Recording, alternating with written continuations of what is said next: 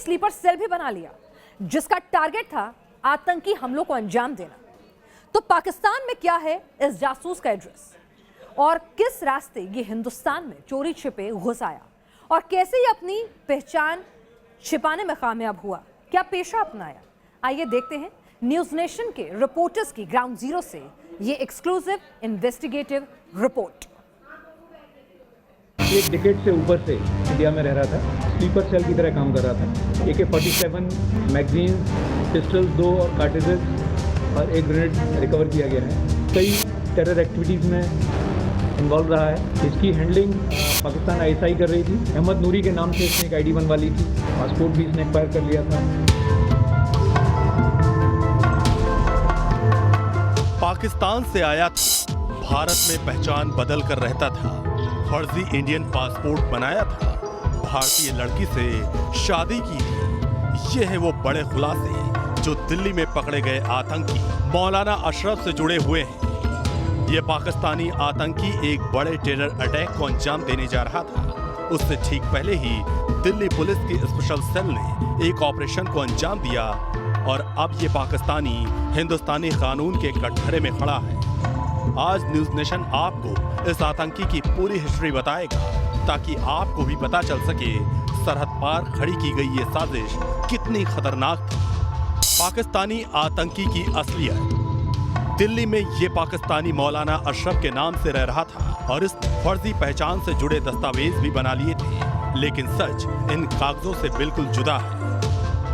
मौलाना अशरफ अली नाम का ये आतंकी पाकिस्तानी पंजाब के नरोवल इलाके का रहने वाला है। तकरीबन 10 साल पहले ये बांग्लादेश के जरिए घुसपैठ कर पहले सिलीगुड़ी आया था। सिलीगुड़ी के बाद इसने अजमेर और उधम सिंह नगर में अपने अड्डे बनाए और आखिर में ये दिल्ली आ गया था, जहां ये अपनी स्लीपर सेल चला रहा था।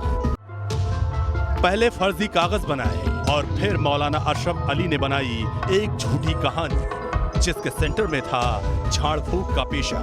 दिल्ली पुलिस की स्पेशल सेल ने इस आतंकी की फ्रॉड स्टोरी का एक एक पन्ना खोल कर रख दिया है। ये तकरीबन एक डिकेड से ऊपर से इंडिया में रह रहा था। इसने वहाँ ट्रेनिंग की और ट्रेनिंग के बाद में ये बांग्लादेश के रास्ते से इंडिया लीगली एंटर किया है। इंडिया आने के बाद में इंडिया की डिफरेंट स्टेट्स में रहा है, वेस्ट बंगाल में भी रहा है, ये राजस्थान में भी रहा है, दिल्ली में रहा है, यूपी में रहा है और जम्मू कश्मीर में रहा है। इसने अली नूरी के नाम से एक अपनी आइडेंटिटी इंडिया की क्रिएट कर ली थी, जिस पे इसने कई सारे डॉक्यूमेंट्स इंक्लूडिंग पासपोर्ट एक्वायर कर लिए थे। पीर मौलाना का कवर इसने लिया हुआ था, जहाँ पर ये लोगों को कुरान की पवित्र आयतें पढ़ के ठीक करने का दावा किया करता था। पाकिस्तानी आतंकी का टेरर मौजूद। मौलाना अशरफ अली को धर दबोचने वाली स्पेशल सेल से मिली जानकारी के मुताबिक इस आतंकी का पाकिस्तानी खुफिया एजेंसी ISI से सीधा कनेक्शन था और इसको डायरेक्ट ऑर्डर पाकिस्तान से मिलते थे। न्यूज नेशन को मिली जानकारी के मुताबिक नासिर नाम का ISI ऑपरेटिव मौलाना अशरफ अली का हैंडलर था। नासिर से इसे डायरेक्ट ऑर्डर मिलता था। ये स्लीपर सेल की तरह काम करता था, यानी इंडिया में इसके बहुत कम कॉन्टैक्ट थे, जिसकी वजह से ये सालों तक एजेंसियों की नज़रों से छिपा रहा। पैसों के लिए ये हवाला रूट का इस्तेमाल करता था और हथियारों के लिए इसने आतंकी तत्वों से कनेक्शन बना रखे थे। मौलाना अशरफ अली से स्पेशल सेल ने बड़ी मात्रा में हथियार भी बरामद किए हैं। ये बरामदगी कालिंदी कुंज के नजदीक हुई, जहां हथियार नदी किनारे बालू के ढेर में छिपा कर रखे गए थे। स्पेशल सेल के ऑपरेशन में पाकिस्तानी आतंकी से एक AK-47 राइफल और 60 कारतूस बरामद हुए हैं। इसके अलावा एक हैंड ग्रेनेड, 2 पिस्टल और 50 पिस्टल कारतूस भी मिले हैं। पुलिस ने अशरफ अली से कुछ इलेक्ट्रॉनिक डिवाइस भी बरामद किए हैं, जिनके जरिए ये पाकिस्तान में अपने हैंडलर के संपर्क में रहता था। उस जगह पर हम पहुंच चुके हैं। न्यूज़ नेशन का कैमरा आपको वो तस्वीरें दिखाएगा कि किस जगह पर और किस शातिर तरीके से अशरफ अली ने उन हथियारों को छुपाया था। आप ये देखिए, यमुना के किनारे पूरा ही जंगल का इलाका है। यहाँ पर आसपास काफ़ी घनी झाड़ियाँ हैं, लोगों का आना जाना बहुत कम है और इसी जगह पर यमुना खादर के किनारे पर कालिंदी कुंज में कुछ पिलर्स भी लगे हुए हैं और ऐसे ही पिलर की निशानी के तौर पर अशरफ अली ने ये जो लाल और सफ़ेद रंग का एक पिलर लगा हुआ है, इसको निशानी के तौर पर बनाया था और इसके पास यहीं किनारे पर हथियारों का ज़ख़ीरा गाड़ा था। स्पेशल सेल ने इसी जगह से हथियारों का जखीरा बरामद किया, जहां से AK-47 राइफल, एक एक्स्ट्रा मैगजीन, AK-47 की 60 गोलियां, 2 सोफिस्टिकेटेड पिस्टल्स, 50 गोलियां और हैंड ग्रेनेड बरामद हुए थे। हथियारों की इतनी बड़ी बरामदगी की वजह से माना जा रहा है कि अशरफ अली किसी बड़े आतंकी हमले को अंजाम देने की फिराक में था। हो सकता है कि ये किसी आतंकी गुट को हथियार सप्लाई करने का प्लान बना रहा था, या फिर लोन वुल्फ अटैक यानी खुद किसी बड़े आतंकी हमले या धमाके को अंजाम देना चाहता था। अब स्पेशल सेल की पूछताछ से सामने आएगा अशरफ अली का मकसद क्या था और इसकी स्लीपर सेल का मास्टरमाइंड कौन था। दिल्ली से रुमानुल्लाह खान के साथ अवनीश चौधरी, न्यूज़ नेशन।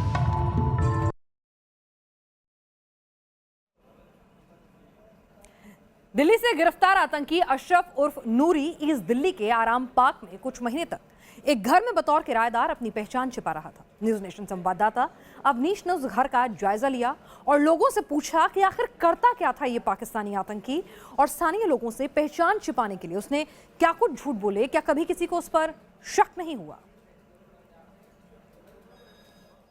हम इस समय दिल्ली के आराम पार्क स्थित उसी मकान में हैं जिसके बारे में पुलिस ने बताया कि आतंकी अशरफ उर्फ नूरी इस मकान में किसी समय पर ये उसका हाइड आउट होता था, वो यहाँ कर छिपा था।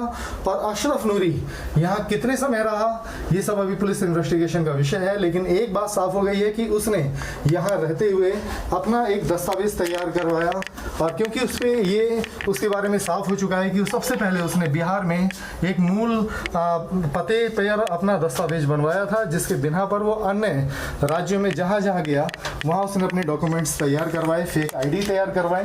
और आज जब हम आराम पार्क के इस मकान में आए हैं तो इस घर में जो मकान मालिक है वो यहाँ मौजूद नहीं है। ये वो मकान मालकिन है। हम बस ये जानने के लिए आए हैं कि सिर्फ ये पता कर रहे हैं कि आतंकी कभी अशरफ यहाँ रहा था, ये बात करने के लिए तैयार नहीं है।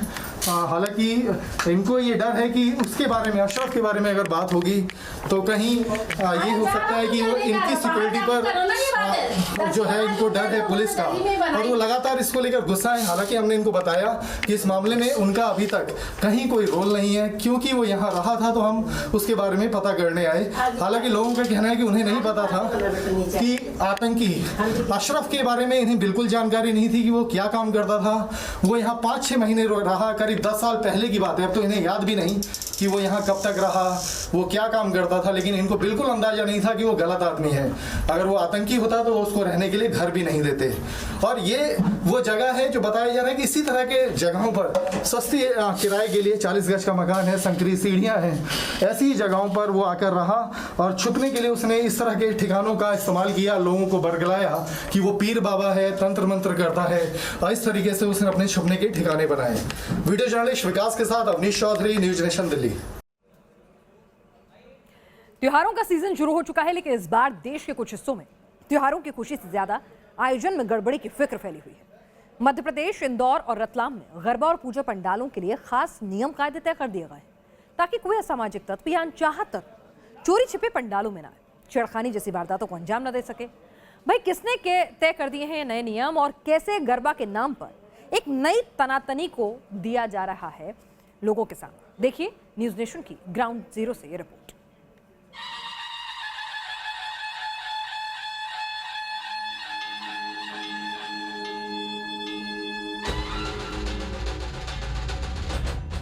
गरबा वो आयोजन जो समाज को जोड़ता है, त्योहारों की खुशियों का एहसास कराता है, लेकिन अब इसी गरबा को लेकर पैदा हो गई है एक नई तनातनी, जिसकी पहली तस्वीर सामने आई है।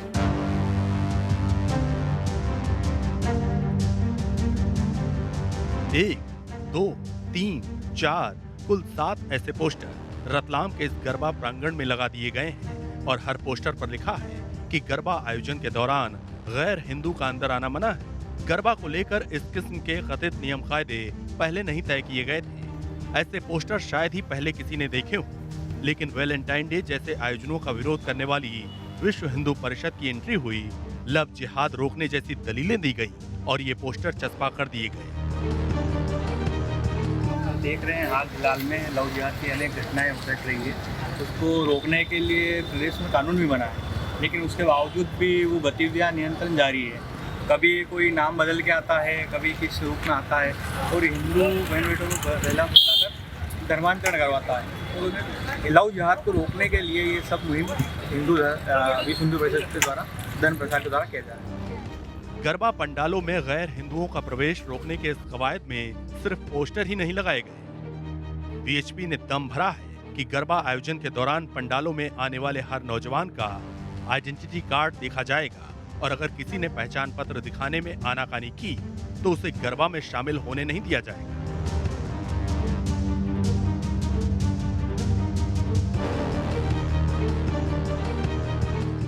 इंदौर के एक कॉलेज में गरबा का आयोजन हुआ था। इस बीच हो गई वीएचपी और बजरंग दल की एंट्री। इल्जाम लगाया गया कि दूसरे धर्मों के लोग गरबा आयोजन में आए और हंगामा हो गया। हुसैन है कोई स्टूडेंट नहीं है तो खेलना है। जॉब करते हो। कहाँ पे जॉब करते हो? चलो बैठो गाड़ी में बैठो। मेरे फैसले खाना कि चलो ये तो दोस्तों के फोन में आ रहे हैं। हाँ सब आ रहे हैं ना, सब आएंगे। चलो चल। एक और कहाँ वो उसको ये इधर ये वैसे उसको पकड़ो इधर। किसको? ये उसको।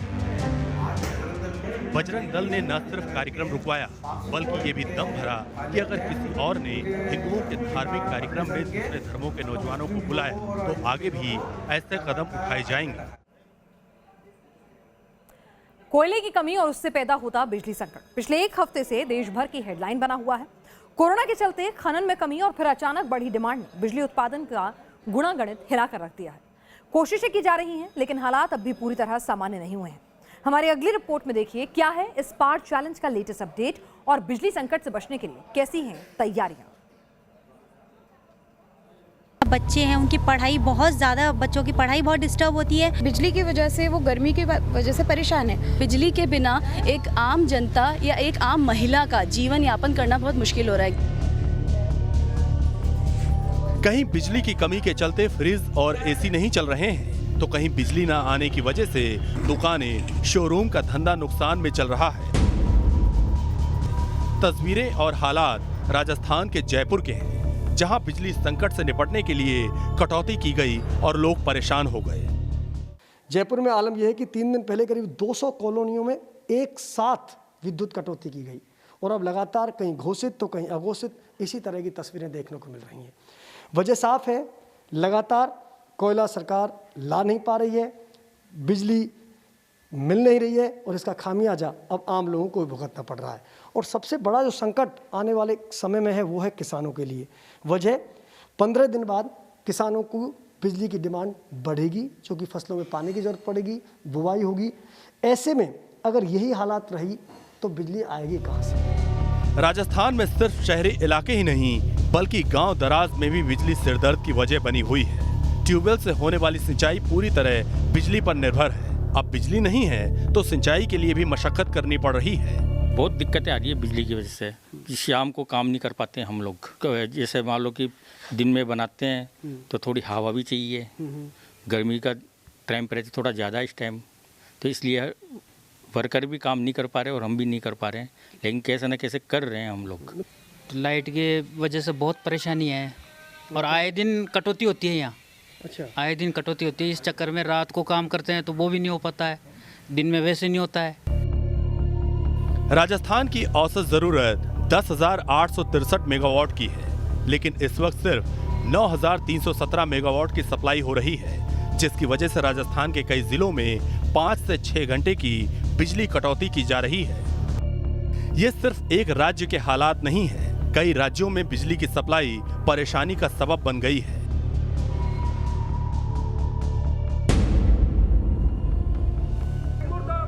जयपुर में बिजली की कमी की परेशानी से लोगों का पसीना निकल रहा था तो पंजाब के संगरूर में किसानों के सब्र का बांध जवाब दे गया।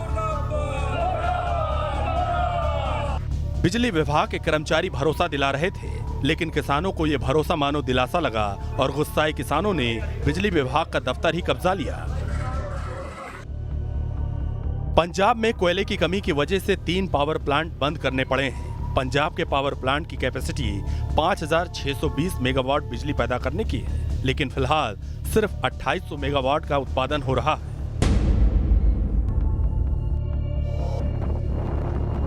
झारखंड वो प्रदेश जो कोयला खनन में आगे है, वहां भी बिजली का संकट बना हुआ है। हालात ऐसे हैं कि कुछ ग्रामीण इलाकों में 8 से 10 घंटों का पावर कट लग रहा है। झारखंड का एक भी ऐसा पावर प्लांट नहीं बचा जहां नियम के मुताबिक 8 दिन के कोयले का स्टॉक बचा हो। कोयले की कमी का असर झारखंड में साफ नजर आता है। बिजली के संकट से निपटने की तैयारियां चल रही हैं, तो दूसरी ओर त्योहारों का सीजन भी शुरू हो चुका है, जिसमें बिजली की डिमांड सबसे ज्यादा हो जाती है। और इसी वजह से सवाल पूछा जा रहा है, क्या त्योहारों की रोशनी को पावर क्राइसिस का ग्रहण लग जाएगा? Team news nation. बिजली के आने वाले संकट से निपटना राज्य सरकारों की जिम्मेदारी है, लेकिन बतौर नागरिक हम भी कुछ छोटे छोटे उपाय कर बिजली बचा सकते हैं। और अगर सप्लाई का संकट आया तो उसे रोकने में कुछ मदद तो कर ही सकते हैं। हमारे घर में रोजाना इस्तेमाल होने वाले कई ऐसे बिजली के उपकरण होते हैं जिन्हें अगर सही तरीके से इस्तेमाल किया जाए तो बिजली की खपत कम की जा सकती है, चाहे फिर वो घर में बल्ब की जगह CFL का इस्तेमाल करना हो या फिर AC को सही टेम्परेचर पर सेट करके इस्तेमाल करना। अगर आप किसी उपकरण का इस्तेमाल नहीं कर रहे तो हमेशा ध्यान रखें कि आप पावर का बटन भी बंद करें, न सिर्फ उसे ऑफ करें, और उस मशीनरी को स्लीप मोड में डालने सकते हैं अगर बहुत देर तक यूज ना करें। ऐसा करने से न सिर्फ बिजली बचेगी बल्कि आपके घर का बिजली का बिल भी कम होगा। तो खबर कट टू कट में आज के लिए बस इतना ही। देश और दुनिया की तमाम अहम खबरों के लिए आप देखते रहिए न्यूज़ नेशन।